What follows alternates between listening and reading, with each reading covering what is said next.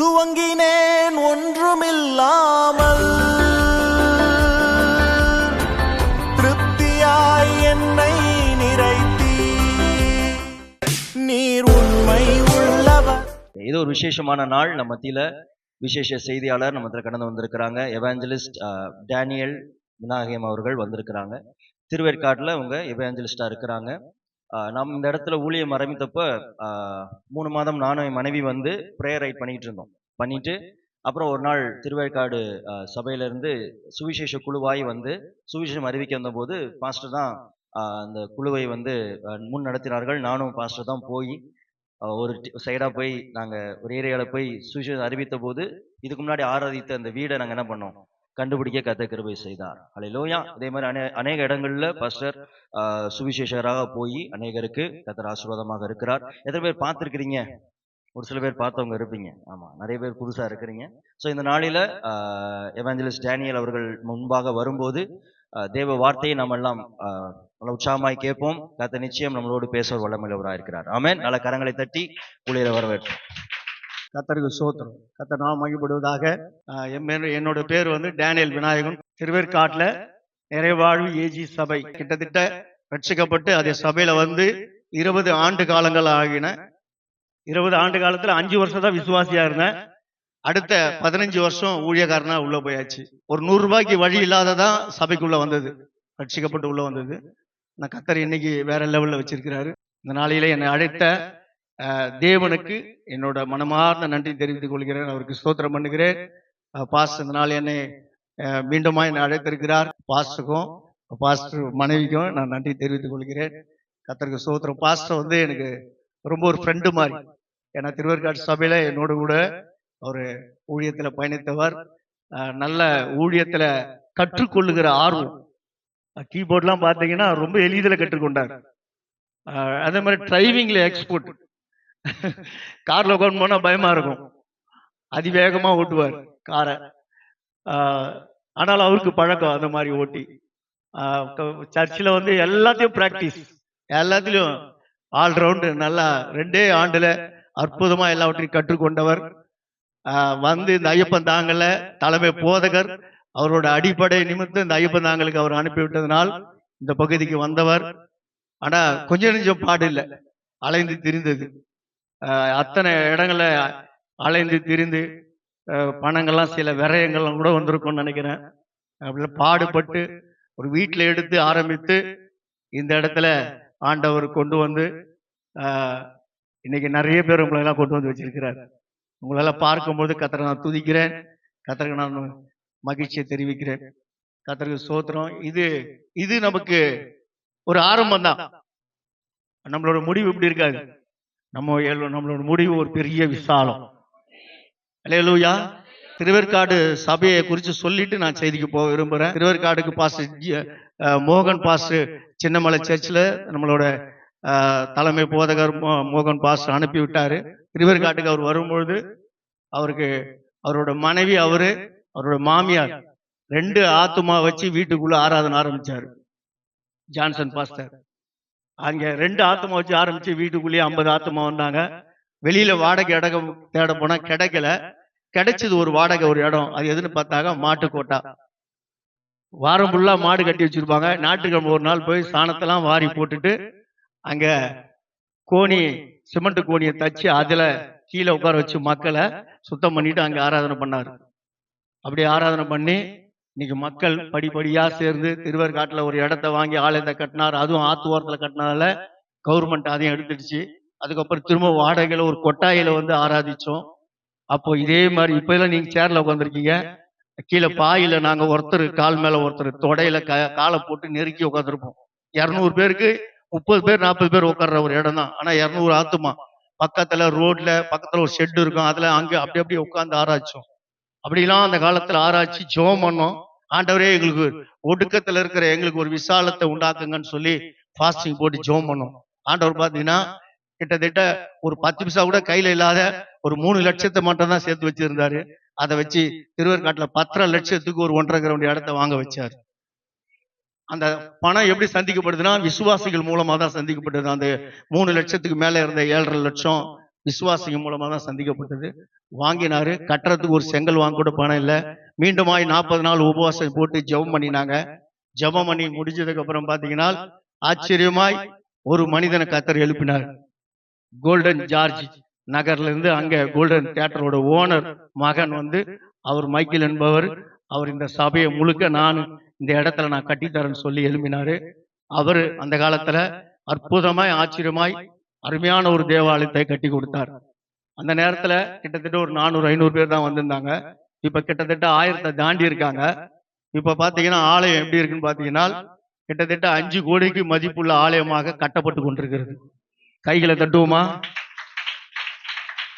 கிட்டத்தட்ட 2000 பேருக்கு அமர்ந்து ஆராதிக்கக்கூடிய அளவுக்கு ஆலயத்தை கட்டி கொண்டிருக்கிறார். இந்த இந்த சாட்சி எதுக்கு சொல்றேன்னா, இன்று நீங்களும் அமர்ந்து இருக்கிற இந்த இடம் இது ஸ்டாண்டர்ட் இல்லை. இதை காட்டிலும் மேலானவைகளை ஆண்டவர் உங்களுக்கு காண செய்ய போறார். இதை காட்டிலும் பெரிதானவைகளை நீங்க பார்க்க போறீங்க. கர்த்தர் இதுல இருந்து உங்களுக்கு பெரிய ஒரு வசதியும் ஆசீர்வாதத்தையும் உயர்வும் மேன்மையும் வச்சிருக்கிறார். இந்த வாக்குத்தத்தெல்லாம் சொல்லி நீங்க என்ன பண்ணணும்னா விசுவாசத்தோட ஜெபம் பண்ணணும். இந்த நாள் தேவ செய்தியோட தலைப்பு என்னன்னு பாத்தீங்கன்னா ஆயத்தப்படு. ஆயத்தப்படு அப்படின்ற தலைப்புல இருந்து தேவ செய்தியோட வார்த்தையை உங்கள் மத்தியில பகிர விரும்புகிறேன். ஒரு வசன வாசிங்க. எசேக்கியேல் 38 ஒரு வசனத்தை வாசிங்க. 7வது வசனத்தை ஒருத்தர் யாராவது ஒருத்தர் வாசிங்களேன். நீ அவர்களுக்கு காவலனாயிரு. முதல்ல என்ன சொல்றாருன்னா, நீ ஆயத்தப்படு. ரெண்டாவது நீ ஆயத்தப்படு. ரெண்டாவது என்ன சொல்றாரு? மற்றவர்களை நீ என்ன பண்ணணும்? ஆயத்தப்படுத்தணும். அவங்களுக்கு நீ எப்படி இருக்கணுமா? காவலனா இருக்கணும். எதுக்கு நம்மளை ஆயத்தப்படுத்த சொல்றாரு? எதை ஆயத்தப்படுத்த சொல்ற? ஆயத்தப்படுனார்ல, நீ ஆயத்தப்படு அப்படி சொன்னார்ல. எதை ஆயத்தப்படுத்த சொன்னாரு? மத்தேயு எழுதின புஸ்தகத்துல 24வது அதிகாரம் 44வது வசனத்தை வாசிங்க. நீங்கள் நினையாத நாழிகையிலே மனுஷகுமாரன் வருவார். ஆதலால் நீங்களும் ஆயத்தமாயிருங்கள். எதுக்கு ஆயத்தமா இருக்க சொன்னாரு? மனுஷகுமாரன் வருவார். அதற்காக நீங்க எப்படி இருக்கணுமா? ஆயத்தமா இருக்கணும். மனுஷகுமாரன் வருகிற நாளையாவது நீங்க அறியாது இருக்கிறதுனால் நீங்கள் எப்படி இருக்கணும்? ஆயத்தமா இருக்கணும். இப்போ ஆண்டவரோட வருகை சமீபம் என்பதற்கு ஆண்டவர் நமக்கு எழுதி கொடுத்த அத்தனை தீர்க்க தரிசனங்களும் இப்பொழுது நிறைவேறி கொண்டிருக்கிறது. இதே 24வது அதிகாரத்தை நீங்க வாசித்து பாத்தீங்கன்னா தெரியும். உலகத்துல எல்லா விதத்திலையும் ஆண்டவரோட அடையாளங்கள் இப்ப நடக்குது. பஞ்சம் வரப்போகுது, கொள்ளை நோய் வந்தாச்சு, யுத்தங்கள் நடக்குது, மக்களுக்கு விரோதமாய் ஜாதிக்கு விரோதமாய் ஜாதிகள், கட்சிக்கு விரோதமாய் கட்சிகள் எழும்புது, பஞ்சங்கள், கொள்ளை நோய்கள், பூமி அதிர்ச்சிகள், விஞ்ஞான அறிவு முத்தி போயிருக்கு, எல்லாம் ரோபோட் தான் செயல்படுது. இப்படி ஆண்டவர் காட்டின அத்தனை அடையாளங்களும் தீர்க்கமாய் இந்த நாட்களில் நிறைவேறி கொண்டிருக்கிறது. கர்த்தருடைய வருகை சமீபம் என்பதுல எப்போ ஒன்னாலும் வரலாம். எத்தனையோ கணக்குகள் வேத பண்டிதர்கள் போட்டு பாக்குறாங்க. அதுல இந்த 2026லயும் ஒரு கணக்குல வருவதற்கு அதோ அந்த வேதத்தின்படி அடையாளங்கள் உண்டு என்பதை வேத பண்டிதர்கள் சொல்லுகிறார்கள். 2026 கூட வருவார்கள்.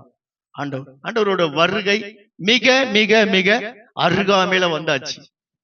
இன்றைக்கு நம்ம எல்லாம் ரட்சிக்கப்பட்டிருக்கிறோம். ரட்சிக்கப்பட்டிருக்குமா? இங்க யாராவது ரட்சிக்கப்படாத இருக்கிறீங்களா? எல்லாரும் ரட்சிக்கப்பட்டவங்க தான். அப்ப ரட்சிக்கப்பட்ட கூட்டத்துல வந்திருக்க நாம எதற்காக ரட்சிக்கப்பட்டோம்? நம்மளாம் எதற்காக ரட்சிக்கப்பட்டோம்? பக்கத்துல கையை பிடிச்சி, சிஸ்டர், பிரதர், நீங்க எதற்காக ரட்சிக்கப்பட்டீங்க? கேளுங்க, கேளுங்க, பக்கத்துல கேளுங்க. நீ எதற்காக ரட்சிக்கப்பட்டீங்க? அவங்க பதில் சொல்லணும். எதுக்கு நீங்களே எதற்காக ரட்சிக்கப்பட்டேன்னு கேட்டு விடுத, பதில் சொல்லுங்க. எதற்காக ரட்சிக்கப்பட்டோம்? நாம எதுக்கா ரட்சிக்கப்பட்டோம்? நாம ரட்சிக்கப்பட்டதுக்கு அடையாளம்னா நம்ம வீட்டுல கஷ்டம் நீங்கணும், நம்ம வீட்டுல கடன் தீரணும், கல்யாணம் நடக்கணும், குழந்தை பேர் கிடைக்கணும், பெரிய ஒரு வீட்டை கட்டணும் இடம் வாங்கி, அதுக்கப்புறம் ஒரு பெரிய கார் வாங்கணும், அதுக்கப்புறம் பெரிய படிப்புலாம் படிச்சு நல்ல ஒரு கவர்மெண்ட் உத்தியோகத்துக்கு போகணும். இதுக்கு மட்டும்தானா? இதுக்கு மட்டும்தானா? அப்ப சொல்லுங்க, எதுக்காக ரட்சிக்கப்பட்டிருக்கிறோம்? எதுக்காக ரட்சிக்கப்பட்டிருக்கோம்? பரலோகம் மட்டும் சொல்றீங்க. பரலோக ராஜ்யத்திற்காகவே ஆண்டவர் நம்மளை என்ன பண்ணிருக்கிறாரு? தெரிந்து கொண்டிருக்கிறார். நம்மள எல்லாம் ரட்சிக்க வச்சிருக்கிறார். உண்மைதானே? அப்போ பரலோகத்துக்கு போறதுக்கு நம்ம எல்லாம் ஆயத்தமா? பக்கத்துல திரும்பி கையை பிடிச்சு சொல்லுங்க, நீங்க பரலோகம் போறதுக்கு ஆயத்தமா இருக்கிறீங்களா? நான் காலையில வந்து எங்களை பரலோகம் போக வைக்கிறீங்க அப்படின்னு கேட்கிற மாதிரி இது.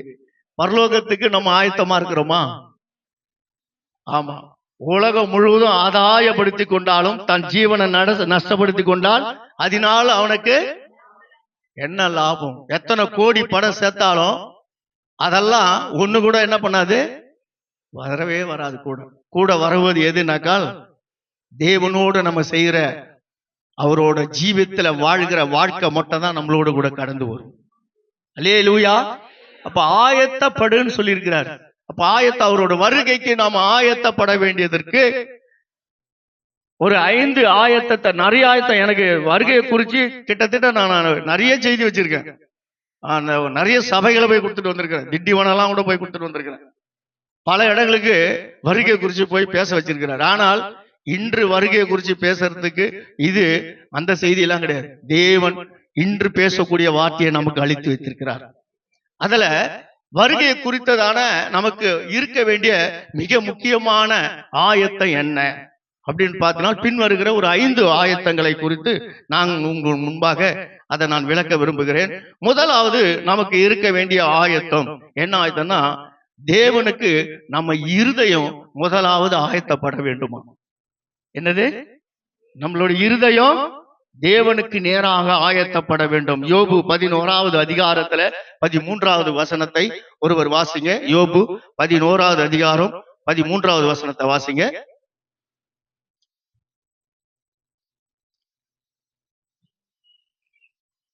நல்ல சத்தமா வாசிங்க. மைக்ல வாசிங்களா யாராவது? நீர் உம்முடைய இருதயத்தை ஆயத்தப்படுத்தி, உம்முடைய கைகளை அவருக்கு நேராக விரித்தால் நலமாயிருக்கும். உம்முடைய கைகளை அவருக்கு நேராக விரித்தால் நலமாயிருக்கும். இன்னொரு வசனம் யாத்திராகமம் 34ல 2வது வசனத்தை ஒருவர் வாசிங்க. யாத்திராகமம் 34வது அதிகாரத்துல 2வது வசனத்தை வாசிங்க. விடியற் காலத்தில் நீ ஆயத்தமாகி, காலையிலேயே நீ ஆயத்தமாகி சீனாய் மலையில் ஏறி அங்கே மலையின் உச்சியில் காலமே என் சமூகத்தில் வந்து நில்.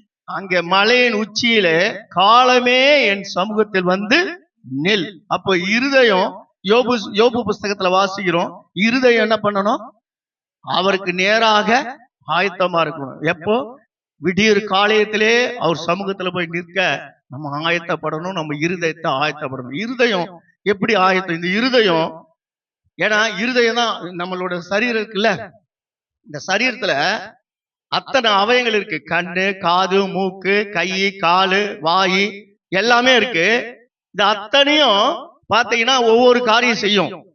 இதுல அத்தனையும் பாவங்கள் செய்யும். கண்ணு பாவம் செய்யும், வாய் பாவம் செய்யும், காது பாவம் செய்யும், எல்லாமே பாவம் செய்யும்.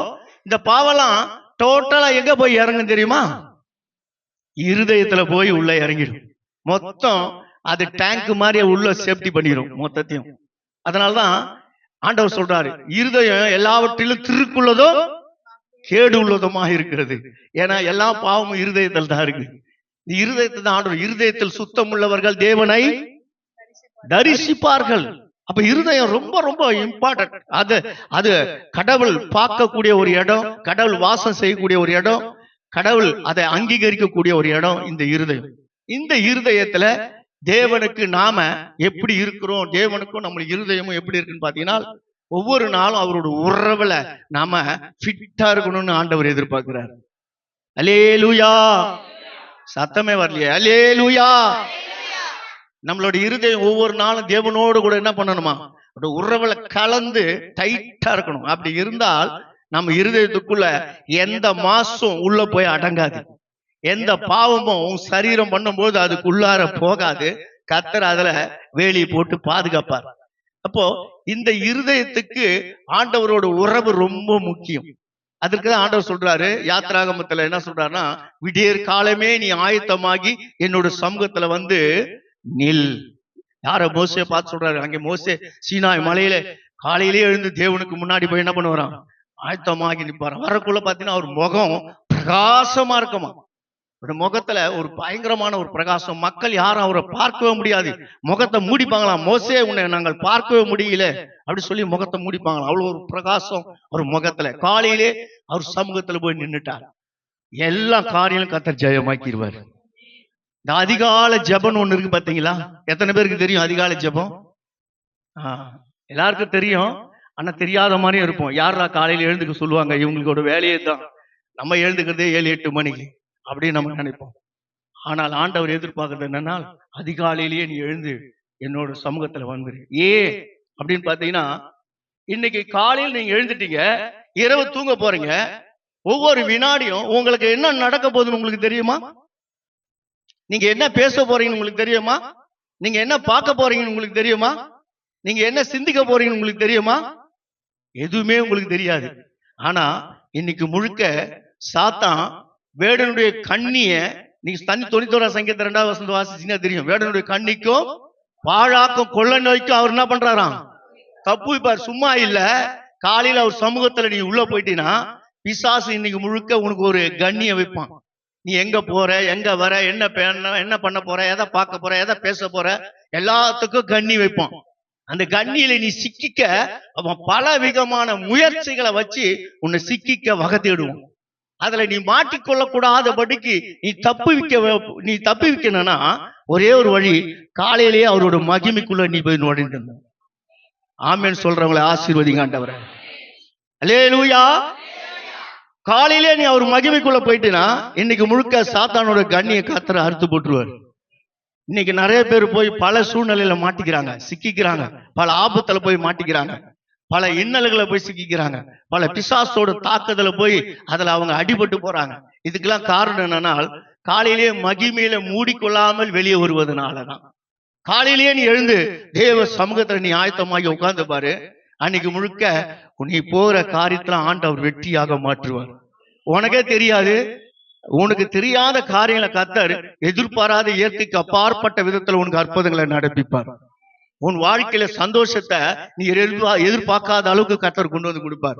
நீ எதிர்பார்த்த போன காரியம் அதை காட்டில் மேலானவர்களை உனக்கு காண்பிக்க கர்த்தர் உதவி செய்வார். இதுக்கெல்லாம் ஒரே ஒரு வழிதான், காலையிலேயே என்ன பண்ணிடணுமா, அவரோட சமூகத்துக்கு போய் அவரோட மகிமையில போய் நின்று. இந்த காலையிலே ஆயத்தமாகறவங்களுக்கு அன்னைக்கு முழுக்க அவங்களுக்கு சந்தோஷம் தான். காலையில் நீங்க ஜெபிச்சு பாருங்க, அன்னைக்கெல்லாம் நீங்க போற இடத்துல ஒரு சந்தோஷமா இருக்கும், வேலையெல்லாம் ஒரு ஆசீர்வாதமா இருக்கும். குடும்பத்துல பாத்தீங்கன்னா எதுவுமே இருக்காது, ஒரே குதூகலம் கொண்டாட்டமா இருக்கும். காலையில இந்த குடும்ப ஜெபம் நடத்துவாங்க, அவங்கலாம் அவங்க வீட்டுல போய் பாருங்களேன், பிசாசு உள்ள வரவே முடியாது. இந்த காலையில் எழுந்து ஜெபிக்கிறவங்க குடும்பத்துல சச்சரவுகளை பிசாசு கொண்டு வரவே முடியாது. தேவன் அந்த வீட்டுல காவலாளியா நிற்பார். ஒரு அலியலிய சொல்லாமா? அப்போ நம்ம முதலாவது நம்மளோட இருதயத்தை தேவனுக்கு ஃபிட்டாக்க ஒரே வழி, அதிகாலையில எழுந்து தேவனை தேடுவது. அதிகாலையிலே தேவ சமூகத்தில் சும்மா சாசத்துக்கு ஏதோ நான் 2 வார்த்தை சொல்லிட்டு போயிட்டேன், சும்மா சோத்திரம் பண்ணிட்டு போனேன், அதெல்லாம் இல்லை. தேவனோடு கூட நீ உறவு கொள்ளும் போது உன்னால் எந்திக்கவே முடியாது. ஒரு அலியலிய சொல்லுங்களேன், காலையில நீங்க அவரோட சமூகத்துல போய் பாருங்க, முடிக்கவே முடியாது உங்களால. ஆண்டவர் அப்படியே உங்களை அந்த ஆவியில கொண்டு போயிடுவார் பாருங்க. உங்களை அந்த அனுபவம் இருக்கிறவங்களுக்கு அது தெரியும். அதுக்கப்புறம் எழுந்துக்க உங்களால முடிக்கவே முடியாது. என்ன ஆத்துமாவன்னு போடவே முடியாது. கர்த்தர் நடத்திக்கிட்டே போவார், மணிக்கணக்கில் நடத்துவார், மணி போறதே தெரியாது. அது எதுக்காகனா அந்த ஆவியில நிறையும் பொழுது சத்ருவை எதிர்க்கிற அந்த வல்லமை தேவன் நமக்கு கொடுத்துருவார். அல்லேலூயா. 2வது ஆயத்தம் என்ன ஆயத்தம்னு பாத்தீங்கன்னா, தேவனை மகிமைப்படுத்த ஆயத்தப்படணும். சங்கீதத்துல 57வது சங்கீதம் 7வது வசனத்தை வாசிங்களேன்.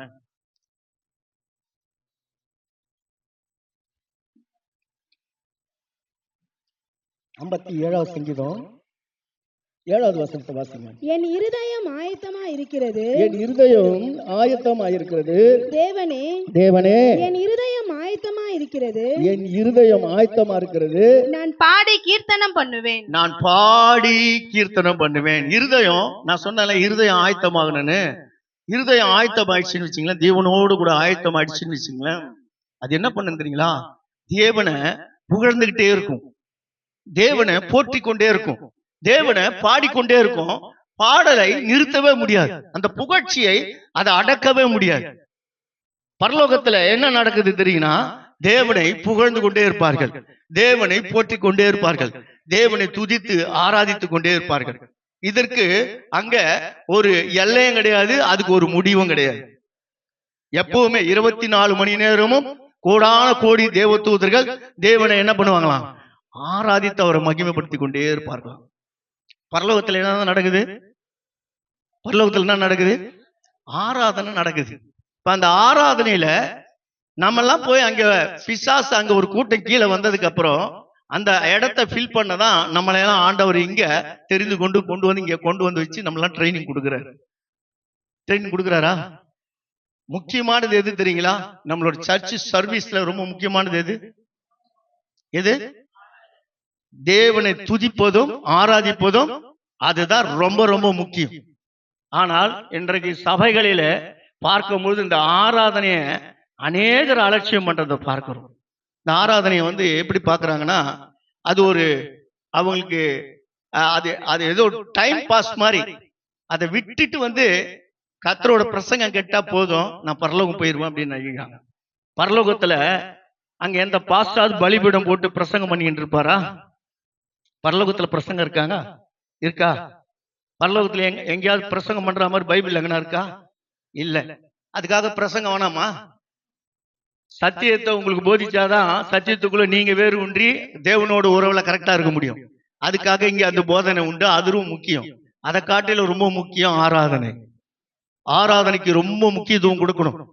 அதுதான் நமக்கு ஆசீர்வாதத்தை கொண்டு வரும்போது, அதுதான் பரலோகத்துக்கு நம்ம போகக்கூடிய பயிற்சி. இங்க நீ அந்த பயிற்சியில கலக்காத, இங்க தேவனை நீ ஆராதிக்காத, பரலோகத்துல போய் தேவனை உன்னால ஆராதிக்க முடியுமா? அநேகர் இந்த ஆராதனை மிஸ் பண்ணிட்டு வரவங்க நிறைய பேர் இருப்பாங்க. இங்க எத்தனை பேர் இருக்கீங்க எனக்கு தெரியாது. நான் பல சபைகளை போகும்போதெல்லாம் பார்ப்பேன், பிரசங்கம் ஆரம்பிக்கும் போது தான் 2-3 பேர் வருவாங்க.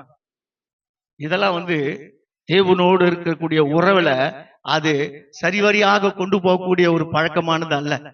தேவன் உன்னை ஆசீர்வதித்து உன்னை உயர்த்த ஒரே ஒரு வழி, தேவனை நீ மகிழ்ச்சி ஆக்குவது மட்டும்தான். நீ அவரை மகிழ்ச்சி ஆக்கிட்டே இரு, உன் உள்ளத்தை அவர் மகிழ்ச்சி ஆக்கிட்டே இருப்பார். நீ அவரை புகழ்ந்துகிட்டே இரு, உன்னை தேடி இந்த பூமிக்குரிய காரியங்கள்லாம் உன் பின்னாடி வர வச்சுக்கிட்டே இருப்பார்.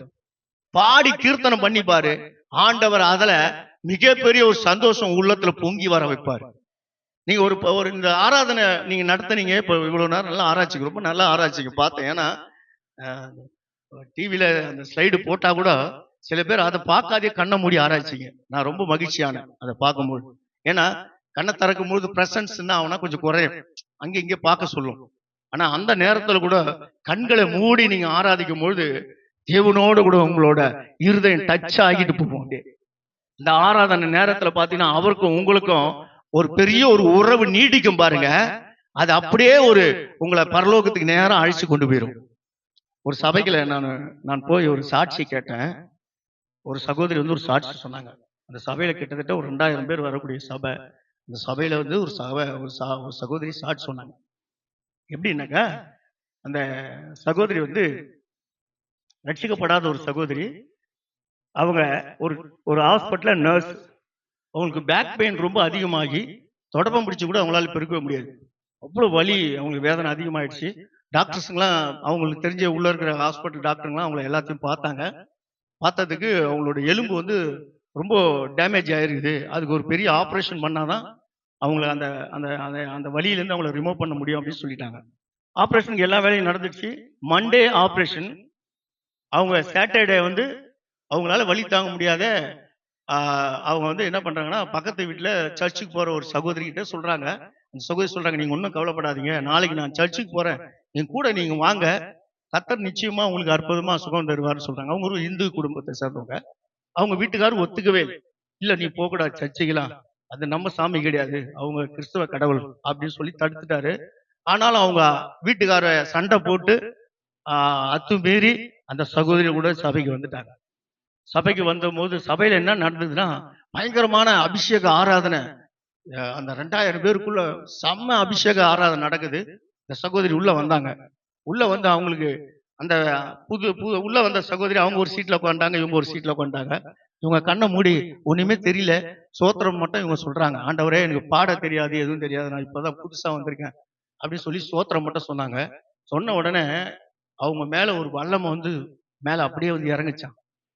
அவங்க துள்ளி குதிச்சு பயங்கரமா ஆட்டம் போடுறாங்க. அப்படியே சபை ஃபுல்லா எல்லாருமே பாக்குறாங்க. குதிச்சு துள்ளி பிறண்டு விழுந்து எழுந்து ஆராதனை முடிஞ்சு வந்த உடனே நேரம் ஓடி, பாஸ்டர் என்கிட்ட கொஞ்சம் மைக்க கொடுங்க, நான் ஒரு காரியத்தை சொல்லணும். பாஸ்டர் என்னம்மா அப்படின்னு சொல்லி மைக்க கொடுத்தாரு. நான் வந்து புதுசு, இன்னைக்கு தான் வந்தேன். சரியான ஒரு வலி எனக்கு. நாளைக்கு ஆப்ரேஷன், என்னோட ஃபைனல் கார்டில் பெரிய ஒரு பிரச்சனை நடந்துச்சு. நான் அப்படிதான் இன்னைக்கு வந்தேன். நான் உள்ள வந்து சோத்திரம் தான் சொன்னேன். என்னமோ ஒரு வல்லமை மாதிரி, ஏதோ ஒரு கரண்ட் மாதிரி என் மேல இறங்குச்சு. அதான் தெரிஞ்சுது. அதுக்கப்புறம் என்ன நடந்து தெரியல. இப்ப பாருங்க, நான் குனிகிறேன், ஓடுறேன், நடக்கிறேன், எதுவுமே காணும். அந்த வலி எங்க போச்சுன்னு தெரியல பாஸ்டர்னு சொல்லி அவங்க சொன்னாங்க. அந்த பாஸ்டர் என்ன சொன்னார்னா, நாளைக்கு போய் நீங்க உங்க டாக்டர் கிட்ட டெஸ்ட் எடுத்து பார்த்துட்டு வந்து அப்புறம் சொல்லுங்க அப்படின்ட்டாங்க. நாளைக்கு போய் அவங்க போய் மறுநாள் போறாங்க ஹாஸ்பிட்டல்ல. டாக்டருங்கெல்லாம் கூப்பிட்டு ஆப்ரேஷனுக்கு என்னம்மா வாமான்னு எல்லாம் ரெடி பண்றாங்க. அப்போ அவங்க சொல்றாங்க, இல்லை என் வலி காணாத போயிடுச்சு. உடனே ஃபைனல் கார்டு மறுபடியும் இன்னொரு டெஸ்ட் எடுக்கிறாங்க. அவங்களோட எலும்பு எல்லாம் புது எலும்பா இருக்கும். நல்லா கரல தட்டுவோமா? அந்த சகோதரிக்கு எந்த விசுவாசியும் ஜெபம் பண்ணல. அந்த சகோதரிக்கு பாச ஜெபம் பண்ணல. அந்த சகோதரி எந்த ஒரு இதுவும் நாடவே இல்லை. அவங்க பண்ணது ஒண்ணே ஒண்ணு, அவங்க ஆராதிக்கும் போது கூட சேர்ந்து அவங்களோடு கூட அந்த ஸ்தோத்திரம் பண்ணாங்க பாருங்க. அந்த ஒரு காரியத்துல தேவன் அவங்களை விடுதலை ஆக்கிட்டார். இதெல்லாம் ஆராதனை நேரத்துல அற்புதங்கள் நடக்கும். ஆராதனை நேரத்துல தேவன் பெரிய பெரிய காரியங்களை செய்கிறார். செத்து போனவங்களை கூட எழுப்பிடுவார். அதனால ஆராதனை நம்ம என்ன பண்ணக்கூடாது, அலட்சியம் பண்ணிடவே கூடாது. அது ரொம்ப முக்கியமானது. அதுல வந்து நம்ம பங்கெடுத்து நீங்க ஆராய்ச்சிட்டு அதுக்கப்புறம் நீங்க இந்த சத்தியத்தை கேட்கும் போது சக்கரை பொங்கலா இருக்கும். ஆராதனையே பண்ணிட்டு வந்தா சத்தியத்தை கேட்க பிடிக்காது, அருவருப்பா இருக்கும், எழுந்து போயிடலாமா அப்படின்னு தோணும். ஆனா ஆராய்ச்சி நீ சத்தியத்தை கேட்டு பாரு, போர் அடிக்கிற சத்தியமா இருந்தாலும் சக்கரை பொங்கல் சத்தியம் மாதிரி தெரியும். அல்லேலூயா வராதா? அப்படி தேவனை மகிமைப்படுத்த நம்ம ஆயத்தப்படுத்தும். 2வது ஆயத்தம். 3வது ஒரு ஆயத்தம். அது என்ன ஆயத்தம்னா, அபிஷேகத்திற்கு நாம் ஆயத்தப்பட வேண்டும். சங்கீதம் 23:5 எல்லாருக்கும் தெரியும். வாசிங்களா அந்த சங்கீதம் 23:5. என் சத்துருக்களுக்கு முன்பாக நீர் எனக்கு ஒரு பந்தியை ஆயத்தப்படுத்தி என் தலையை எண்ணெயால் அபிஷேகம் பண்ணுகிறீர். என் பாத்திரம் நிரம்பி வழிகிறது. என் பாத்திரம் நிரம்பி வழிகிறது. பரலோகத்துக்கு நம்ம போறதுக்கு முதல் ஒரு ஆயத்தம் என்னன்னாக்கா ஜெபம். ஜெப ஆயத்தம் இல்லாத, தேவனோட உறவு இல்லாத, தேவனோடு கூட போய் சஞ்சரிக்க முடியாத பரலோகத்துக்கு நம்ம தேவனோடு கூட எடுத்துக்கொள்ளப்படுவது மிக கடினமானது. எலியா சுழல் காற்றுல என்ன பண்ணாரு, எடுத்துக்கொள்ளப்பட்டார். ஏனோக்கும் நோவாவும் தேவனோடு என்ன பண்ணிருந்தாங்களாம், சஞ்சரித்து கொண்டு இருந்தாங்க. பாருங்க, உலகமே அழிஞ்சிச்சு, எல்லா குடும்பமும் அழிஞ்சிச்சு, நோவா குடும்பம் மட்டும் தப்பிக்கப்பட்டது. ஏன்னா தேவனோடு சஞ்சரிக்கிறார். ஏனோக்கு பாருங்க, பழைய ஏற்பாட்டு காலத்துல எல்லாரும் சேர்த்து அடக்கம் பண்ணப்பட்டாங்க. ஏனோக்கு என்ன பண்ணாரு, தேவனோடு கூட எடுத்துக்கொள்ளப்பட்டார். எலியா தேவன மனுஷனா இருந்து தேவனோடு கூட கர்மேல் பர்வதத்துல அப்படியே உருக்கமா ஜெபிக்கக்கூடிய ஒரு மனுஷனா இருந்தனால எலியா சுழல் காற்றில் எடுத்துக்கொள்ளப்பட்டார். தேவ உறவு யாருக்கு இருக்கோ இயேசுவோட வருகையில அவர்கள் எடுத்துக்கொள்ளப்படுவார்கள். முதல்ல ஜெப ஆயத்தம். 2வது தேவனை மகிமைப்படுத்துவது. தேவனை ஆராதிப்பதும் புகழ்வதும் துதிப்பதும் அது தேவனுக்கு மிக முக்கியமானது. தேவன் எதிர்பார்க்கக்கூடியது, தேவன் அதை விரும்பக்கூடியது. தேவன் அதை நீ செய்வாயா என்று ஒவ்வொரு நாளும் உன்னை குறித்து அவர் இருதயம் ஆதங்கப்பட்டு கொண்டிருக்கும். அதை நீ திருப்திப்படுத்த உன் வாழ்க்கையின் திருப்தி ஆகும். ஒரு நாள் வருகையிலே நீ ஆயத்தப்பட்டு காணப்படுவாய். அல்லேலூயா. 2வது தேவனை நீ மகிமைப்படுத்த ஆயத்தப்படணும். 3வது அபிஷேகத்துல நீ எப்பொழுதுமே நீ அதுல நிறைஞ்சி இருக்கணுமா. அது இருந்தாதான் தேவனை பற்றி உன்னால அறிந்து கொள்ள முடியும், தெரிந்து கொள்ள முடியும். ஏன்னா ரோமர்ல சொல்லப்பட்டிருக்கு, ஆவியின் சிந்தை தான் உன்னை என்ன பண்ணுமா, ஆவியின்படி கொண்டு போகும், நித்திய ஜீவனுக்கும் சமாதானத்துக்கு கொண்டு போகும். மாம்ச சிந்தையோ மரணம் போட்டிருக்கு. அப்ப ஆவியின்படி நீ நடக்கணும், ஆவியில நீ அனல் கொண்டு எழும்பணும், ஆவியானவர் உனக்கு துணை செய்யணும், ஆவியானவருக்கு நல்ல ஆலோசனை கொடுக்கணும். உன் குடும்பத்துல, உன் வேலையில, உன் பிள்ளைகள் இடத்துல, உன் கணவர் இடத்துல, உனக்கு வாழ்க்கையில நல்ல வழி நடத்துதல் உனக்கு உண்டாக்க வர வேண்டிய ஒரு ஆள் யாருனாக்கா பரிசுத்த ஆவியானவர். அவர் எங்க இருந்து வருவார்னா, நீ அபிஷேகத்தை பெறும்போது தான் அவர் உனக்குள்ள வர முடியும். இதுல எக்கச்சக்கம் பேர் பாக்குறோம். சவுல் பாருங்க, அவருக்குள்ள ஆவியானவர் உள்ள வரும்போது அவர் என்னவா மாறினாராம், வேறு மனுஷனா மாறினாராம். அப்போ ஆவியானவர் உள்ள வரும்பொழுது இந்த மாம்ச கிரியைகள், மாம்ச எண்ணங்கள், மாம்ச சரீரம் எல்லாமே ஒடுக்கப்பட்டுட்டு நமக்குள்ள ஒரு ஆவியின் சிந்தை, ஆவியில நம்ம வேறு மனுஷனா மாறி பார்ப்போம். ஏன் நமக்குள்ள கோபம் வருது? ஏன் நமக்குள்ள திடீர்னு சில இச்சைகள் வந்து நம்மளை போட்டு தாக்குது? ஏன் சில நேரத்துல நம்ம தவறு செய்ய வச்சிருது, பாவம் பண்ண வச்சிருது அப்படின்னு பாத்தீங்கன்னா, சரீரத்துல நம்ம முழுக்க முழுக்க இடம் கொடுத்து வச்சுக்கிறதுனால சரீரம் ஈஸியா அதுக்கு மடங்கடிச்சிட்டு போயிடும். ஆனால் ஆவியானவர் கண்டி உள்ள இருந்தார்னா எல்லாத்தையும் எதிர்த்து நிக்க அவர் பலன் தருவாராம். அந்த ஆவியானவர் நமக்குள்ள எப்பொழுதும் நிறைஞ்சு இருந்தா பிசாசு நம்மளை தொட முடியாது. இந்த தாமரை இலை இருக்கு பாத்தீங்களா? இந்த தாமரை இலை எதுல இருக்கும்? தண்ணியில தானே இருக்கும். தண்ணியில தான் இருக்கும். அது தண்ணியில தான் இருந்து ஆகணும். ஏன் அப்படி இருந்தா அது வெளியில வந்து அது என்ன ஆயிடும்? காஞ்சி போயிடும். அப்ப தண்ணியில தான் தாமரை இலை இருக்கும். தண்ணியில இருந்தா அது பச்சை பசல் நல்லா பாக்குறதுக்கு நல்லா அழகா இருக்கும். இந்த தண்ணியில இருக்கிற இலையில நீங்க கொஞ்சம் தண்ணி எடுத்து அது மேல ஊற்றுங்க, என்ன பண்ணும்? ஒட்டுமா? ஒட்டவே ஒட்டாது, வழுக்கின்னு ஓடி போயிடும். ஒரு துளி தண்ணீர் கூட அது மேல ஒட்டாது, வழுக்கின்னு ஓடிடும். எண்ணெய் பேச வழுக்கின்னு ஓடி. அப்போ அது வாழறது தண்ணியில தான். ஆனா அது தண்ணி அது மேல என்ன பண்ணக்கூடாது? ஒட்டாத வாழணும். வாழுற பூமி பாவப்பட்ட பூமி தான். இந்த பாவத்துல பரிசுத்த ஆவியானவர் நம்ம கூட இருந்தார்னா அந்த பாவம் நம்மளை ஒட்டாத வாழ அவர் உதவி செய்வாரா. இந்த தண்ணி இந்த தாமரை இலை இருக்குல்ல, அதுல ஒட்டாத இருக்கிறதுக்கு மற்ற இலையெல்லாம் நீங்க தண்ணி ஊத்துனா நனைஞ்சு, நீங்க உதாரணத்துக்கு மணத்தக்காளி கீரை பார்த்திருக்கீங்களா? தண்ணியில நனைஞ்சா என்ன ஆயிரும்? காயதை நனைஞ்சு கீழே விழுற மாதிரி விழுந்துரும், கிழிஞ்சு போயிடும். உண்மைதானே? ஆனா தாமரை இலையில நீங்க எவ்வளவு தண்ணியில போட்டாலும் ஒண்ணாக. ஏன் தாமரை இலையில தண்ணி ஊட்டினா அது எதுவுமே ஆகாதுன்னா, ஆண்டவர் பாத்தீங்கன்னா அதுல ஒரு திரவியம் வச்சிருக்கிறாராம், பசபசப்பு தன்மை அந்த அந்த அந்த இலையில. அதனால அது இருக்கிற வரைக்கும் தண்ணி பட்டா அதால தெரிச்சு அடிக்கக்கூடிய தன்மை அது உடையதாக காணப்படுது. அந்த பசபசப்பு சொல்றல, அதுதான் நமக்குள்ள இருக்கிற பரிசுத்த ஆவியோட அபிஷேகம். அது உள்ள இருந்தா பாவம் உனக்குள்ள வந்து காணும்பொழுது தெரிச்சு கட்டி ஓடி ஓடும். அது உன்னை வந்து உள்ளுக்குள்ள உன்னை நினைக்காது, உன்னை அது சேதப்படுத்த முடியாது. அந்த அபிஷேகம் உன்னை காத்துக்கொள்ளும். பரலோகத்துக்கு தேவன் வருகிறார் என்றால் பரிசுத்த ஆவியோட அந்த அபிஷேகத்தை நீ எப்பொழுதும் காத்து கொண்டிருக்கணும். அப்போ ஆவியில ஒரு நாள் நனைஞ்சிட்டோம், அது உன்னை கடைசி வரைக்கும் கொண்டு போகுமா? ஆவியில ஃபுல்லா நனைஞ்சிட்டோம், ரொம்ப திருப்தி ஆயிட்டோம், அது உன்னை கடைசி நாட்கள் வரைக்கும் அந்த அபிஷேகம் உன்னை கொண்டு போகுமா? போகுமா? போகாது. ஏன்னா அன்னைக்கு இருக்க வேண்டிய நாளுக்கு மட்டும்தான் அந்த அபிஷேகம். மறுநாள் இருந்தா டப்பா காலி ஆயிடும். போட்ட அந்த அபிஷேகத்தோட டின்னு ஆயிடும், தீந்துரும். எப்படி தீந்துரும்? எப்படி தீந்துரும்? இப்போ ஒரு வாட்டர் கன் இருக்குன்னு வைங்களேன், இது ஃபுல்லா தண்ணி இருக்கு, அந்த தண்ணியில ஃபுல்லா ஊத்துறோம், ஊத்திட்டுனா நிறைஞ்சிருதா? உள்ள ஒரு ஓட்டை குத்திட்டானா நிறைஞ்சது குறைஞ்சிரும். இந்த ஓட்டை என்ன தெரியுமா? காலையில எழுந்து நம்ம அபிஷேகத்தை அப்படியே நிறைஞ்சிட்டோம், ஃபுல்லா ஆயிட்டோம், டிவியில உட்காந்து சீலான்னு பார்ப்போம்.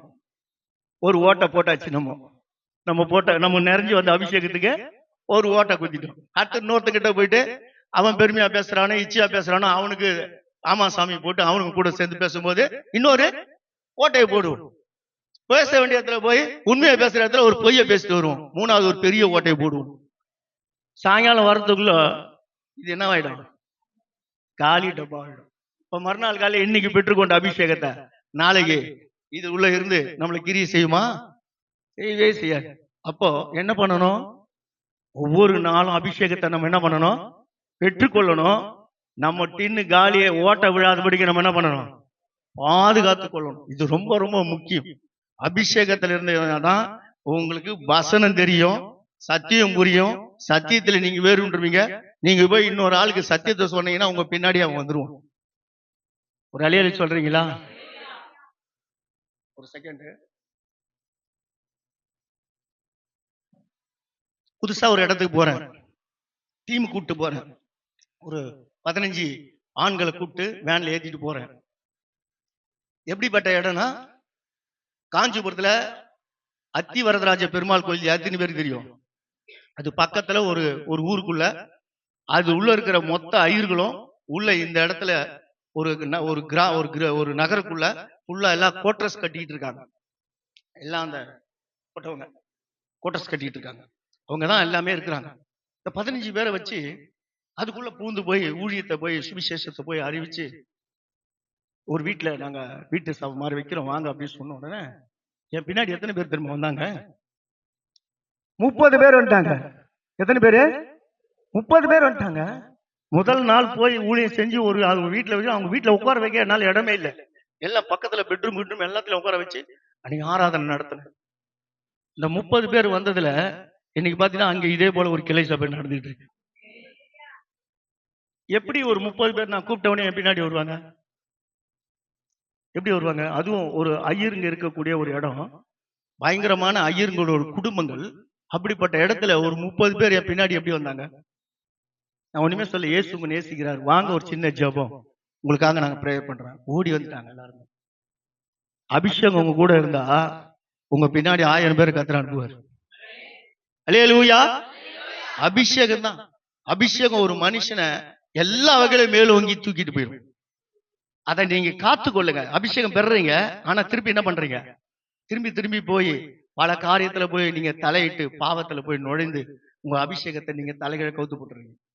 அப்போ அபிஷேகம் ரொம்ப முக்கியம். அபிஷேக நேரத்துல அபிஷேகத்தை பெறுறோமா? இங்க இதுக்குன்னு ஒரு டைமிங், ஒரு அபிஷேக பாடல் அப்படின்னு வச்சு எல்லாரும் ஆவியில நிறைய வைக்கிறோம். இப்ப எத்தனை பேர் அபிஷேகத்துல நிறையறோமா?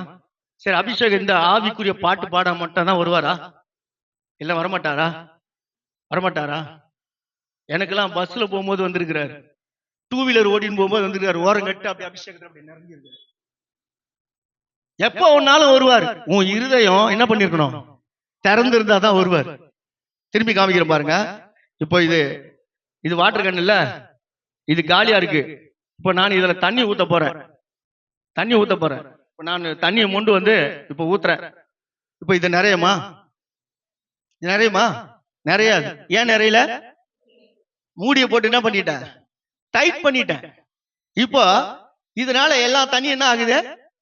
மொத்தம் எங்க போகுது? கீழே போகுது. இப்போ நான் காருக்கு என்ன பண்ணிட்டேன்? திறந்துட்டு இப்ப எடுத்துட்டு வந்து ஊத்துறேன். இப்ப என்ன ஆகும்? இப்ப நிறையமா? நிறைய. இப்ப எதுக்கு இதை சொல்றேன்னா, அபிஷேக நேரத்துல உன் இருதயத்தை திறந்து ஆண்டவர்கிட்ட குட்டினாதான் இருதயத்துக்குள்ள அவர் உள்ள வந்து இறங்கி உன்னை நிரப்ப முடியும். அபிஷேக நேரத்துல நீ அங்கே இங்க வேடிக்கை பார்த்துட்டு பக்கத்துல எவன் குதிக்கிறான், எவன் பாட்டு பாடுறான், எவன் அந்நிய பேசுறான், எவன் என்ன பேசுறான், அதை பார்த்துட்டு இருந்தீங்கன்னா நீ கார்க்கு போட்டு மூடிட்டேன்னு அர்த்தம். உன் இருதயத்தை யாரையும் நீ என்ன பண்ணக்கூடாது? பார்க்க கூடாது. உன் இருதயத்தை நீ தேவனுக்கு நேராக்கி ஆண்டவரே என்ன நிரப்பகன்னு சொல்லி பாரு. நிச்சயமா உன்னை என்ன பண்ணுவாரா? நிரப்புவாருங்க. நிறைய பேர் அபிஷேகம் பெறாத ஆளுங்க இருக்கிறீங்க, உண்மையா? ஆனா இன்னைக்கு ஆண்டவர்கிட்ட கேளுங்க, ஆண்டவரே என்னை அபிஷேகிங்க, உங்களோட வருகையில நான் ஆவியில நிக்கணும், ஆண்டவர் உங்களோட வருகையில நான் ஆயத்தப்பட்டிருக்கணும் ஆண்டவர் சொல்லி நீங்க ஆண்டவருக்காக அபிஷேகத்துக்காக நீங்க என்ன பண்ணணுமா? ஆயத்தப்படணும். டைம் குறைவா இருக்கு. அடுத்து இன்னும் 2 குறிப்பு இருக்கு, சொல்லி முடிச்சிடுறேன். பாசங்க 10:45 கூட சொல்லியிருக்காங்க. அடுத்த ஆயத்தம் ஆலயத்தை கட்ட ஆயத்தப்படணுமா? என்னது? வாசிங்க. ஒரு 1 ராஜாக்கள் புஸ்தகத்துல 5வது அதிகாரத்துல ஒரு 18வது வசனத்தை வாசிங்க.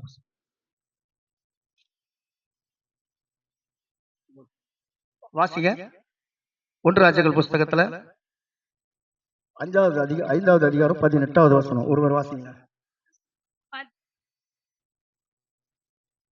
ஆலயத்தை கட்ட சாலமோனின் சிற்பாசிகளும் ஈராமின் சிற்பாசிகளும் கிளபி ஊராரும் அந்த மரங்களையும் கற்களையும் வெட்டி ஆயத்தப்படுத்தினார்கள். ஆலயத்தை கட்ட இந்த மக்கள்லாம் ஆயத்தப்படுத்தினாங்களாம். கற்களை வெட்ட, மரங்களை வெட்ட, பொருட்கள் எல்லாம் கொண்டு வந்து ஆலயத்தை கட்டுவதற்கு ஆயத்தப்படுத்தினார்களாம். ஆண்டவர் நமக்கு சொல்றாரு, நம்ம ஆலயத்தை கட்ட நாமளும் என்ன பண்ணணுமா? அன்னைக்கு இஸ்ரவேல் ஜனங்க ஆண்டவருக்காக அவங்க எல்லாம் பின்னாடி ஆண்டவரோடு கூட போய் அவர்கள் எல்லாம் தேவ ஆலயத்தை கட்டுவதற்கு ஆயத்தப்படுத்தினாங்க. பல பொருள்கள்லாம் எல்லாத்தையும் அவுத்து கொடுத்துட்டாங்க. மொத்தத்தை கொடுத்து ஆலயத்துக்காக எதை ஒன்னாலும் பண்ணுங்க அப்படின்னு சொல்லி பாசாரிப்பு கூடாரத்துக்கு தேவையான எல்லா காரியங்களுக்கும் அந்த நாள் இஸ்ரவேல் மக்கள்கள் அந்த நாள் ஆயத்தப்படுத்தினாங்க. புதிய ஏற்பாட்டுல பாருங்க, அங்க பாத்தீங்கன்னா அப்போஸ்தலர் காலத்துல மக்கள் எல்லாம் பொண்ணு வெள்ளி எல்லாத்தையும் வீடு வாசல் விற்று போட்டு சொத்தெல்லாம் விற்று எடுத்துட்டு வந்து யார் பாதத்துல வச்சுட்டாங்களாம்? அப்போஸ்தலர்கள் பாதத்துல வச்சுட்டாங்க. ஆலயத்துக்காக, தேவனுக்காக, தேவ ஊழியத்துக்காக, தேவ ஊழியம் கட்டப்படுவதற்காக, தேவ ராஜ்யம் கட்டப்படுவதற்காக அவர்களாம் முடிந்த அளவுக்கு அவர்களாம் தன்னை தோல் தூக்கி நிறுத்தினாங்க. இப்போ ஆலயத்தை கட்டுவதற்கு ஆயத்தம் இல்லாத ஒண்ணுமே பண்ண முடியாது. ஆயத்தம் இருக்கணும்ல. இப்போ ஒண்ணும் இல்ல, நீங்களாம் இங்க வர்றீங்கன்னா வீட்டுல நீங்களாம் என்ன பண்ணிருப்பீங்கன்னா ஆயத்தமாகிட்டு தான் வந்திருப்பீங்க. ஆயத்தமாகி தானே வந்தீங்க. காலையில டிஃபன் வீட்டுல எல்லாருக்கும் அரேஞ்ச் பண்ணியிருப்பீங்க.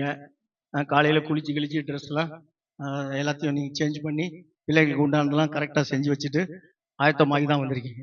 ஆயத்தம் இல்லாத யாராவது வந்திருக்கீங்களா? இல்ல. உலக காரியத்துக்கு ஒரு கல்யாணம் பண்ணணும்னா கூட என்ன பண்ணணும்? ஒரு வருஷத்துக்கு முன்னாடி ஆயத்தம் பண்ணுவாங்க. மண்டபம் பார்க்கணும், பெண்ணை பார்க்கணும், நிஸ்தாம்பலம் பண்ணணும், அதை பண்ணணும், இதை பண்ணணும், நகை வாங்கணும், துணி எடுக்கணும், ஐயரை பார்க்கணும், மூலக்காரனை பார்க்கணும், கண்ட காரியங்கள் ஆயத்தப்படுத்தாத அன்னைக்கு எல்லாம் ஆயத்தப்படுத்ததுக்கு அப்புறம் டேட் வச்சு ஒரு நாள் அன்னைக்கு கல்யாணம் ஆசீர்வாதமா நடக்கும். உண்மைதானே? அப்ப ஆயத்தம் முக்கியம் தானே. இந்த ஆயத்தம் இல்லாத நம்ம எதனா பண்ண முடியுமா? பண்ண முடியாது. அப்போ இந்த ஆலயத்துக்கும் ஆண்டவர் சொல்றாரு, ஆலயத்தை கட்ட நீ ஆயத்தப்படணும். என்ன பண்ணுமா? ஆயத்தப்படணும். ஒரே நாள்ல நடக்கிற காரியம் இல்லை இது. ஒரே நாள்ல நடக்கிற காரியம் இல்லை. இப்ப எங்க திருவேற்காட்டுல எங்களோட திருச்சபை சொல்றேன் நானு, கிட்டத்தட்ட 5 கோடி ப்ராஜெக்ட்ல அது கட்டப்பட்டு இருக்குது. அது ஒரே நாள்ல நடந்ததுல 26 வருஷமாக ஆயத்தப்பட்டது. எத்தனை வருஷம்? 26 வருஷம். 26 வருஷம் என்ன பண்ணாங்க? சும்மா வந்து கை கட்டு நாத்திக மகாராஷ்டிர காணிக்க 10 ரூபா போட்டு வீட்டுக்கு போறது அதனால கட்டப்பட்டதா? இல்லங்க. 20 வருஷம் நான் அந்த சபைக்குள்ள இருந்திருக்கிறேன். இந்த 20 வருஷம் என்ன பண்ணிருக்கிறாங்கன்னு பாத்தீங்கன்னா, எங்களோட தலைமை போதகரு அவரு ஒரு ஏழை குடும்பத்திலிருந்து வந்தவர் தான். அப்படிப்பட்டவருக்கு அவருக்கு இங்க வரும்போது முதல் சம்பளம் டி மோகன் பாஸ்டர் கொடுத்தது 1000 ரூபாய் சம்பளம். அதை வச்சுதான் வீட்டு வாடகையும் அந்த சபையை நடத்தணும், 2 பிள்ளைகளை காப்பாற்றணும். அப்படிதான் வந்தவர். அப்போ இன்னைக்கு அவரை பாருங்க, அவங்க வீட்டுல 3 கார் நிக்குது. அவங்க ஒரு கோடி ரூபாயில வீடு கட்டி வச்சிருக்கிறாங்க. எப்படி வந்தது? நான் அந்த சபைக்கு போகும்பொழுது நான் எப்படி போனேன் தெரியுங்களா? 2 பெடல் இல்லாத சைக்கிள், மொட்டை டயர் இருக்கும். அத கம்பி வெளியே பீடிங் பிச்சுக்கிச்சு நானே ஊசி நூல் வச்சு தைக்கிறேன். ஒரு ரெக்ஸன் வச்சு தச்சு அதுல காத்து நானே வீட்டுல பம்பு வச்சிருக்கேன் அடிச்சு, அதுல என் மனைவி என் 2 பிள்ளைங்களை ஏத்திக்கிட்டு ஒரு 1.5-2 கிலோமீட்டர் கர்நாடக சபருக்கு அது முறுக்கின்னு ஓடும் வீலு. அதுல நாங்க 4 பேரும் போவோம். அப்படிதான் சபைக்கு நாங்க போனோம். தரித்திரம். 100 ரூபாய்க்கு வழி கிடையாது. என் மனைவி பூ கட்டி 50 ரூபாய் கொண்டு வந்து கொடுப்பாங்க. அதுலதான் வீட்டுல குடும்பத்துல சோறு சாப்பாடு. 100 ரூபாய்க்கு விற்பாங்க, 50 ரூபாய் மறுபடியும் பூ வாங்கிட்டு வருவாங்க, கட்டுவாங்க. அதுலதான் சாப்பாடு. பிள்ளைங்க 2 படிக்குதுங்க. ஊழியத்துக்கு உள்ள வந்தாச்சு. 10 பைசா வருமானம் கிடையாது. அப்போ வருமானமே இல்லாத என்னன்னா, நான் எனக்கு அப்ப நான் எதுவுமே தெரியாதுன்னு நினைக்காதீங்க. நான் யாருன்னு பாத்தீங்கன்னா படிப்பு கம்மி தான். ஆனா கார்பெண்டர் வேலை நல்லா கத்துக்கிட்டவன். 10 வருஷம் டெய்லர் கடை நடத்தினவன். கோட்டு சூட் தான் தெரியுது, எல்லாமே எனக்கு தைக்க தெரியும். 10 வருஷம் டெய்லர் கடை நடத்தினவன். அதுக்கப்புறம் அது திருடு போய் லாஸ் ஆனதுனால 10 வருஷம் ஆட்டோ லைன்ல போய் ஆட்டோ ஓட்டி இருக்கிறேன். அது முடிஞ்சதுக்கு அப்புறம் திரும்பி லோடு வண்டி ஓட்டிருக்கேன், வேன் ஓட்டி இருக்கிறேன். இதெல்லாம் முடிச்சுட்டு தான் இப்ப ஊழியத்துக்கு உள்ள வந்திருக்கிறேன். இப்ப இவ்வளவு இருக்கிற காலத்துல பாத்தீங்கன்னா வருமானம் உள்ள வந்துட்டு ஒண்ணுமே இல்லாத தொடச்சிட்டு சைக்கிள்ல மொட்டை டயர் போட்ட சைக்கிள்ல தான் நாங்க போனோம். என்னத்துக்கு இது எதுக்கு உங்களுக்கு சொல்ல வரேன்னு நீங்க கவனிக்கணும். அப்படி போன நாங்க பாஸ்டர் என்ன பண்ணுவாருன்னா, ஒரு கொட்டாயில தார்பாய் போட்டு கம்பி போட்டு கட்டுறோம். ஏன்னா உள்ள ஒழுகுது. அந்த கொட்டாயில தான் ஆராதனை. அப்ப பாஸ்டர் என்ன சொல்றாருன்னா, நம்ம ஆலயத்துக்காக நம்ம ஒரு கட்டிட நிதி மாதிரி நம்ம எல்லாரும் சேகரிச்சு நம்ம சேமிப்பு பண்ணுமானால் ஆண்டவர் நிச்சயமாக நமக்கு ஒரு அற்புதத்தை செய்வார் சொல்லி எல்லாருக்கும் ஒரு ஃபார்ம் கொடுத்தாரு. நீங்க எவ்வளவு நாளும் கொடுங்க, ஆனால் பொருத்தனை பண்ணுங்க. மாசம் மாசம் கொடுக்கனாலும் கொடுங்க. 1000 ரூபாவா 100 ரூபாய் மாசம் கொடுங்க. அது ஆண்டவருக்காக நம்ம எடுத்து வைப்போம். ஒரு நாள் ஆண்டவர் அதுல பெரிய காரியத்தை செய்வார் சொல்லி அன்னைக்கு ஆரம்பிச்சார் 20 வருஷத்துக்கு முன்ன. அப்போ அந்த நேரம் எங்களுக்கு வருமானம் இல்லை. நாங்களும் அதை வாங்கி, ஆண்டவரே நாங்க ஒரு 2000 ரூபாய் தரோம், 200 ரூபாய் மாசம் போடுறோம்னு சொல்லி வாங்கி அப்படிலாம் அந்த நாட்கள்ல கொடுத்து கொண்டு வந்தோம். என்ன நடந்து தெரியுங்களா? இந்த 20 வருஷத்தை நாங்க திரும்பி பார்த்த போது ஆச்சரியமான காரியம். கர்த்தர் ஒரு ஓட்ட பைக்கை தான் கொடுத்தாரு. அதுக்கப்புறம் பாத்தீங்கன்னா ஒரு புது பைக் வாங்க வச்சாரு. அதுக்கப்புறம் பாத்தீங்கன்னா பிள்ளைங்க படிச்சு தலையெடுக்க ஆரம்பிச்சதுக்கு அப்புறம் வீட்டுல பார்க்கிங்ல புது பைக் 5 பைக் வந்து நிக்குது. இப்ப பாத்தீங்கன்னா ஒரு வீட்டை கட்டி சம்பாதிச்சு ஒரு வீட்டை கட்ட வச்சாரு. நல்லா இருக்க ஒரு ஒரு ஒரு ஒரு பழைய வீட்டை அதை வேற மாதிரி நல்லா டெக்கரேஷனா ஒரு வீட்டை கட்ட வச்சாரு. என்னோட வருமானத்தை கொண்டு கட்ட வச்சாரு. 2 மாடி வீட்டை கட்டிட்டேன். பிள்ளைங்களை படிக்க வச்சுட்டு 2 மாடி வீட்டை கட்டிட்டேன். அப்போ அந்த வீட்டை கட்டினதுக்கு அப்புறம் பிள்ளைங்க வேலைக்கு போயிட்டானுங்க. பிள்ளைங்க நல்ல வேலைக்கு கொண்டு போயிட்டாரு கர்த்தர். இந்த 20 வருஷமா இந்த கட்டிட நிதியை நான் நிப்பாட்டல, கொடுக்கறத நான் நிறுத்தவே இல்லை, கொடுத்துக்கிட்டே இருக்கிறேன். என் குடும்பம் பாத்தீங்கன்னா ஒண்ணுமே இல்லாத இருந்த என் குடும்பத்தை கர்த்தர் மேல தூக்கிட்டே வர்றாரு. கொஞ்சம் கொஞ்சமா தூக்கிட்டு வந்து நான் நல்ல ஒரு வீட்டை கட்ட வச்சாரு. வருமானத்தை வேன்ல சம்பாரிச்சு வீட்டை கட்ட வச்சாரு. அதுக்கப்புறம் பிள்ளைங்க படிச்சு நல்ல ஒரு ஃபீல்ட்ல போயிட்டானுங்க வேலைக்கு. பிள்ளைங்க கை நிறைய சம்பாதிக்க ஆரம்பிச்சிட்டானுங்க. பிள்ளைங்க வந்து என்ன பண்ணாங்க, அப்பா இந்த வீடு நல்லா இல்ல, ஜேசிபி வர வச்சு வீட்டை அள்ளி தூக்கி ஓரம் போட்டானுங்க. பிள்ளைங்க இப்போ 30 லட்சம் ரூபாயில திரும்பி ஒரு வீட்டை கட்டினானுங்க. கட்டிட்டு பிள்ளைங்களை அதை நான் திரும்பி பார்க்குறேன். ஆண்டவர் ஒரு மொட்டை டயரு, அது பார்க்கும்போது எவ்வளவு கஷ்டமா தெரியுமா எனக்கு. ஆண்டவர் எவ்வளவு கஷ்டமா இருந்தானுங்க எங்க வாழ்க்கையில. எங்களுக்கு இந்த நிலைக்கு கொண்டு பிள்ளைங்க இன்னைக்கு 8,30,000 ரூபாய் கொடுத்து ஒரு கார் வாங்கி என் கையில கொடுத்துருக்காங்க. கை தட்டலாமா? கர்த்தர் நினைச்சார்னா எல்லாத்தையும் செய்து முடிப்பார். என்ன காரணம் தெரியுமா? ஆலயத்தை கட்ட எங்களால முடிஞ்ச உதவியை நாங்க போய் செஞ்சோம். இன்னைக்கு எங்க கையில யார் கையும் போய் நீட்டாத அளவுக்கு மத்தவங்களுக்கு கொடுக்குற கையா எங்க கையை ஆசீர்வச்சு வச்சிருக்கிறாரு. நீங்க ஆண்டவருக்காக ஆலயத்தை கட்ட, இதுக்காக பாஸ்டர் அங்கிருந்து இதுக்குதான் வந்தாரு போல அப்படின்னு நினைச்சுக்காதீங்க. என் வாழ்க்கையில கர்த்தர் என்னை உயர்த்தினதுக்கு அநேக அடையாளத்தை என்னால் சொல்ல முடியும். தேவனுக்காக விதைச்சோம்னா அறுக்காத இருக்க மாட்டோம். சின்ன பங்கு விதைங்க இல்ல பெரிய பங்கு விதைங்க, விதைச்ச விதைக்குரிய அறுவடைய ஒரு நாள் நீங்க காண்பீங்க. 15 ஆண்டுகளுக்கு முன்பாக இருந்த ஒரு டேனியல் விநாயகன் இப்ப கிடையாது. இப்ப இருக்கிற டேனியல் விநாயகத்தை ஆண்டவர் பார்க்கும் போது தெருவில் இருக்கிறவங்களே என்ன மூக்கு மேல விரல வச்சு பாக்குறாங்க. எப்படி இருந்த ஒரு குடும்பம் இன்னைக்கு இந்த அளவுக்கு வசதியா ஆண்டவர் எப்படி கொண்டு வந்தாங்க. தேவனுக்கு நீ கனி கொடுத்து பார், தேவனுக்காக நீ இறங்கி பார், தேவனுக்காக நீ கொடுத்து பார், தேவனுக்காக நீ எல்லாவற்றையும் தியாகம் செஞ்சு பாரு.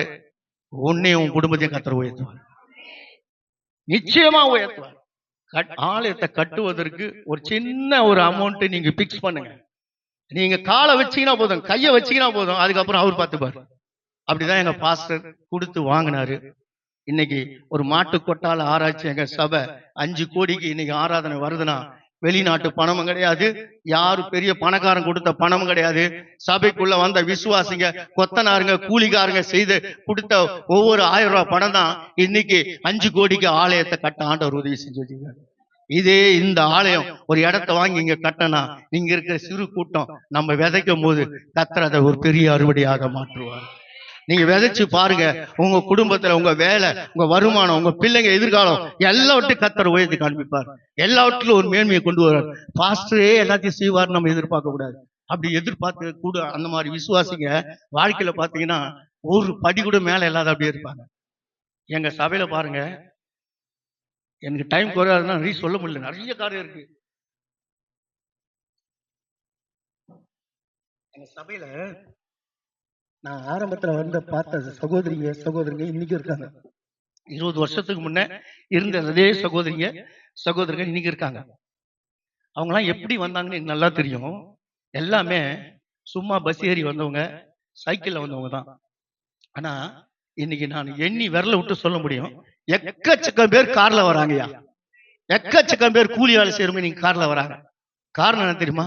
விதைச்சாங்க, எல்லாருமே சபையில விதைச்சாங்க. என்னால முடிஞ்ச பாஸ்டர் இப்ப இந்த ஆலயம் கட்டுறதுக்கு ஒரு 7 ஆள் எடுத்துன்னு வந்து 50,000 ரூபாய் கையில கொடுக்குறாங்க. ஒரு வயசான பாட்டை அவங்களுக்கு சேர்த்து வச்சிருந்தே 50,000 அதை பேங்க்ல இருந்து அப்படியே தொடச்சி எடுத்துன்னு வந்து, பாஸ்டர் இதை நீங்க சிமெண்ட் மூட்டை வாங்கி கட்டிங்கன்னு சொல்லி 1 லட்சம் ரூபாய் கையில எடுத்துட்டு வந்து கொடுத்துட்டு போனாங்க.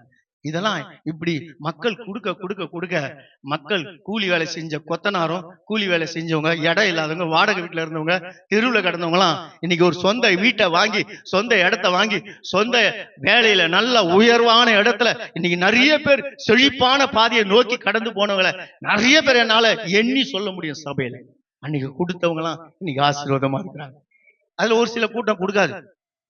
அது ஒரு சில கூட்டம் நீ என்னதான் நீ போட்டு சம்மிட்டி அடி அடிச்சாலும் 1 ரூபாய் பேராது. அவங்க வாழ்க்கையில பாத்தீங்கன்னா அன்னைக்கு 10,000 ரூபாய் சம்பளம் வாங்கினவங்க 25 வருஷத்துக்கு முன்ன, அதே 25 வருஷம் கழிச்சு எவ்வளவுதான் இருப்பாங்கன்னா அதே 10,000 ரூபாய் சம்பளத்துல தான் இருப்பாங்க.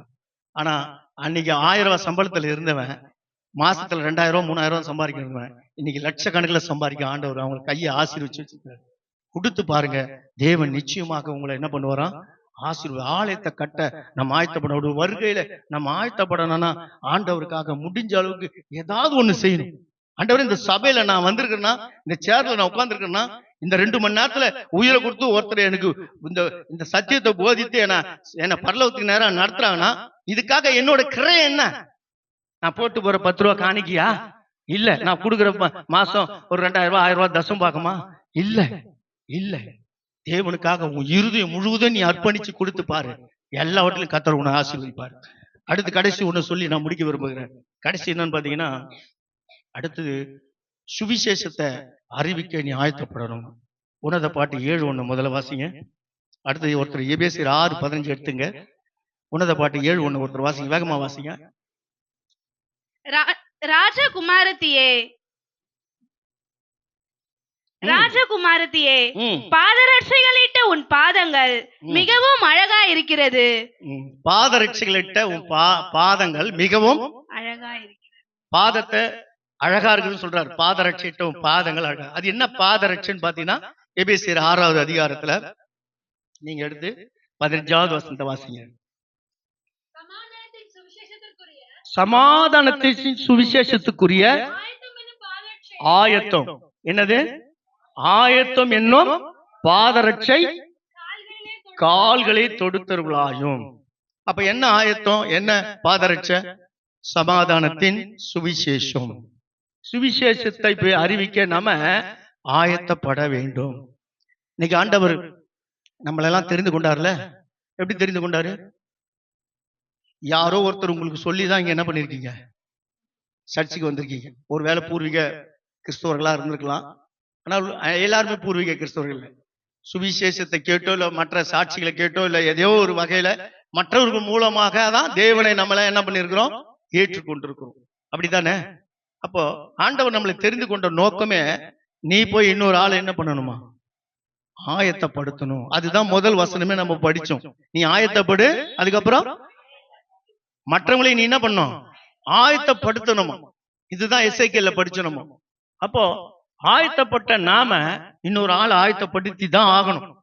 ஏனால் அப்போஸ்தலனாகிய பவுல் சொல்றாரு, சுவிசேஷம் என் மேல் விழுந்த கடமையா இருக்கிறது. சுவிசேஷத்தை நான் அறிவிக்காவிட்டால் எனக்கு எனக்கு கொஞ்சம் சத்தமா சொல்லுங்க, ஐயோ அப்படின்னா என்னதுங்க? ஐயோன்னா என்னது? ஐயோன்னா என்னது? ஆபத்து இல்ல, சாபம். என்னது? சாபம்.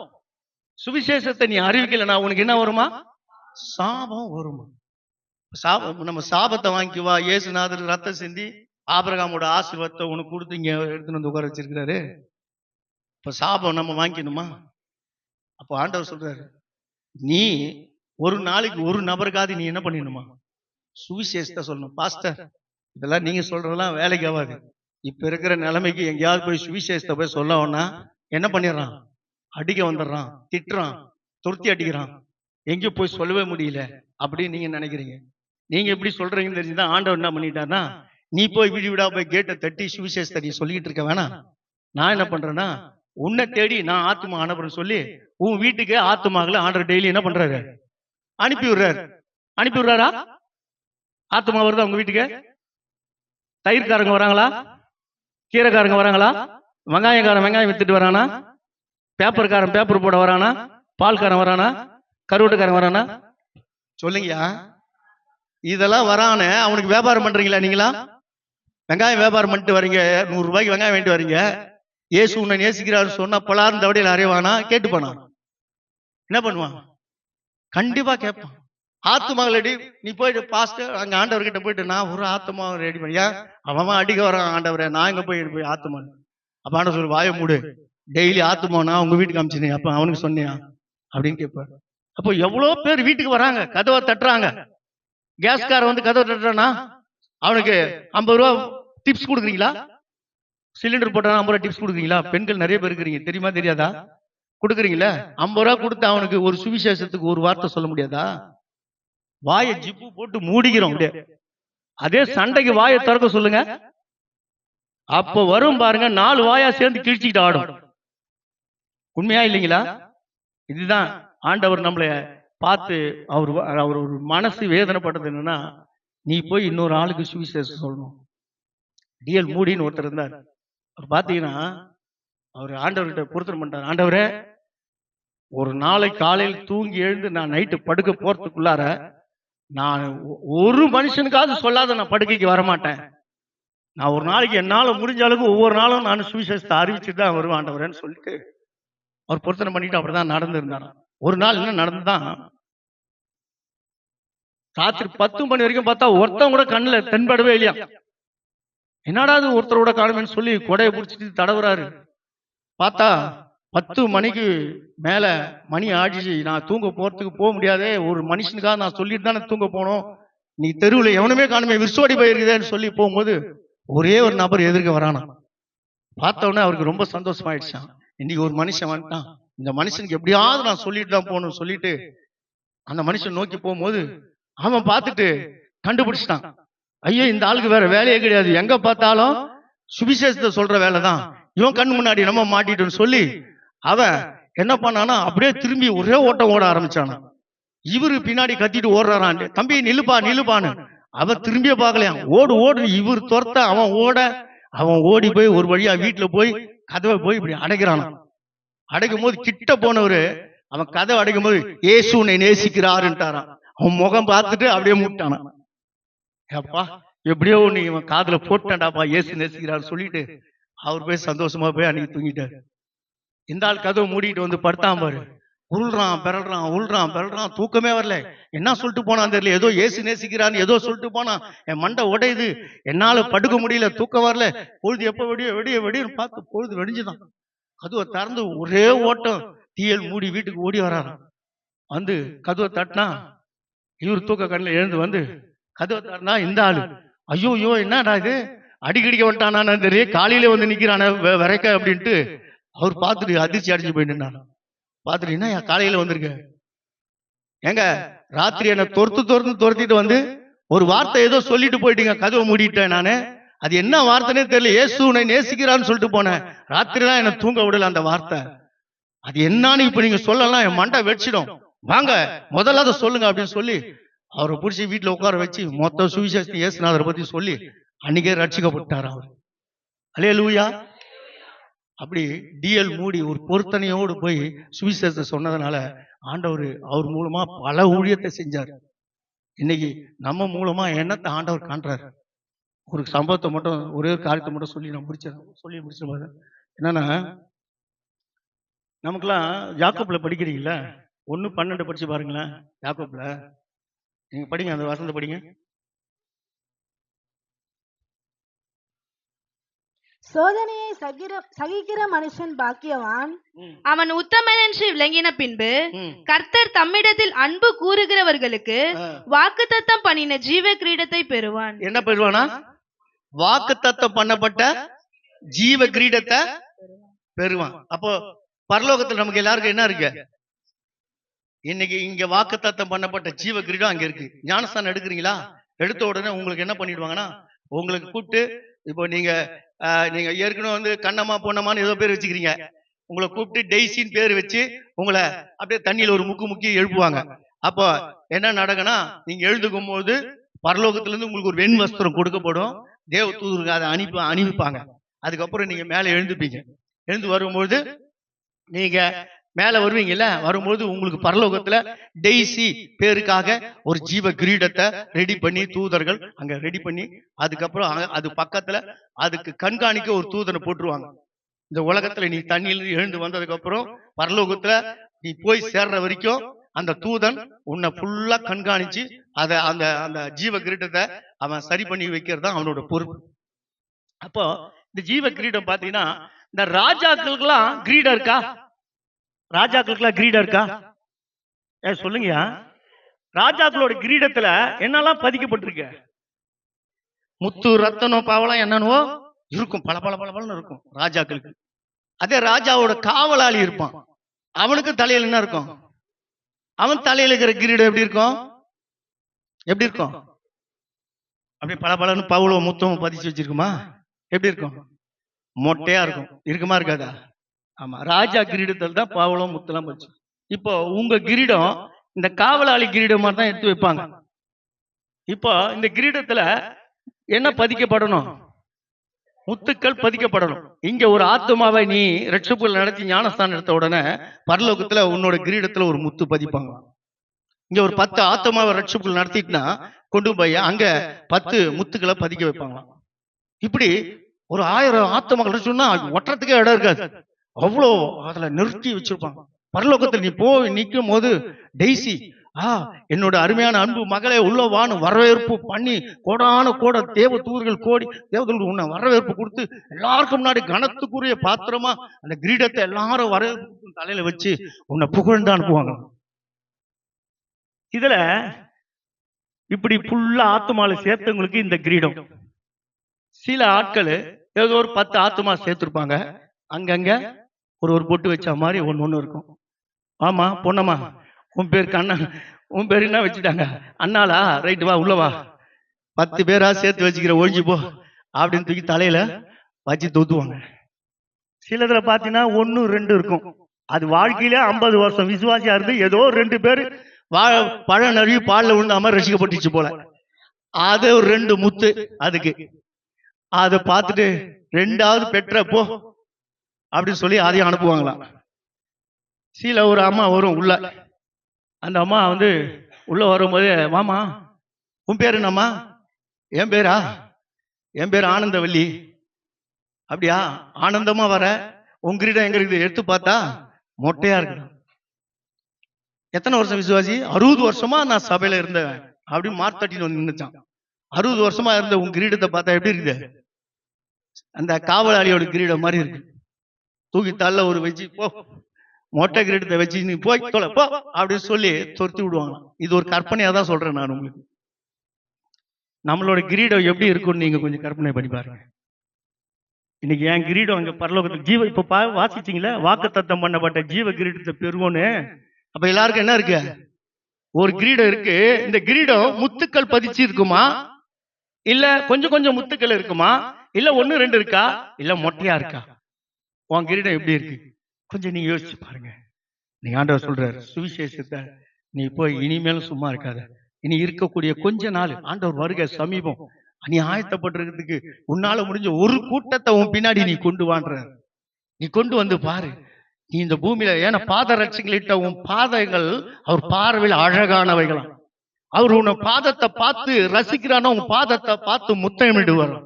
அவர் அவ்வளவு மகிழ்ச்சி ஆனார்னா உன் வாழ்க்கை மகிழ்ச்சியா மாறும், உன் வீடு மகிழ்ச்சியா மாறும், உன் பிள்ளைகள் மகிழ்ச்சியா ஆவாங்க, உன் குடும்பம் ஆசீர்வாதமா இருக்கும், உன்னோட தொழில் உயர்ந்த நிலைமைக்கு காணப்படும், உன் சரீரம் ஆரோக்கியமா காணப்படும். கர்த்தருக்காக எதையாவது ஒண்ணு செஞ்சு பாருங்க. எத்தனை ஆயத்தம் சொல்லி முடிச்சிடுறேன். எத்தனை ஆயத்தம்? 5 சொல்லுங்க. முதல்ல சொல்லுங்க, என்ன ஆயுதம்? இருதயம் ஆயத்தப்படும். 2வது தேவனை மகிமைப்படுத்த ஆயத்தப்படும். 3வது, 4வது, 5வது. இந்த 5 ஆயத்தங்கள் நமக்குள்ள இருக்குமானால் இயேசுவோட வருகையில நாமளும் ஆயத்தப்பட்டிருப்போம். அப்படியே இருந்த இடத்துல அப்படியே எழுந்து நில்லுங்க.